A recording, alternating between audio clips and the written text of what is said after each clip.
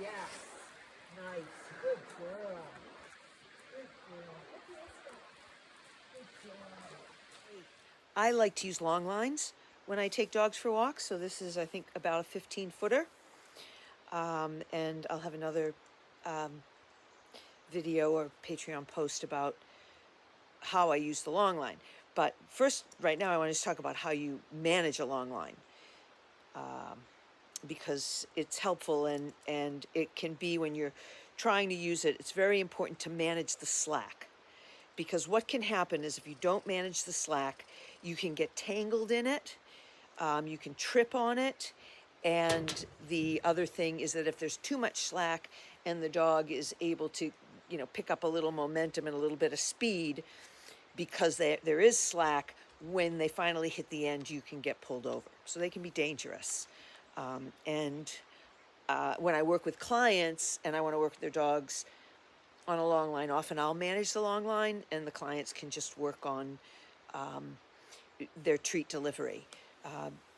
Because I use the long line to get the behavior that I need, and then they can reinforce it. But okay, so what we do is you've got your loop end, and you want to gather it up. If you've never stacked a rope before, they call this stacking a rope, and you're just pulling the rope up, and it's going below, and you're placing it in your hand. So around and placing it in your hand, okay? Really pretty simple, and the more you practice it, you'll get really good at it so that you don't even have to think about it. And that's what you want to do, because now you have this nice coiled up rope, and you can, coiled up leash, and then you can use your other hand for controlling the speed at which the dog can move as they pull it through your fingers here.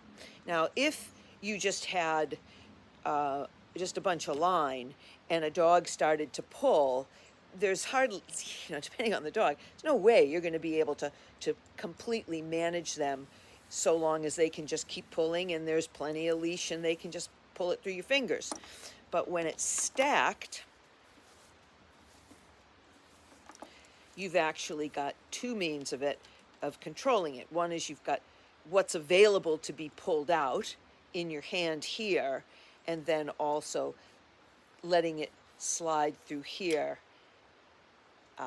so that it gives you more control.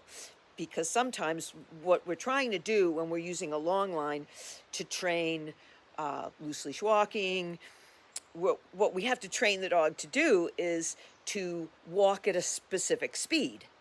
And that's it's hard to tell a dog, hey, slow down.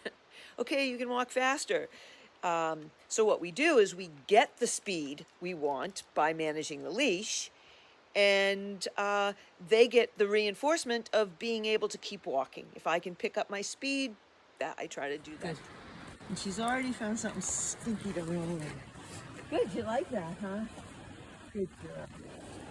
All right, let's go. Easy.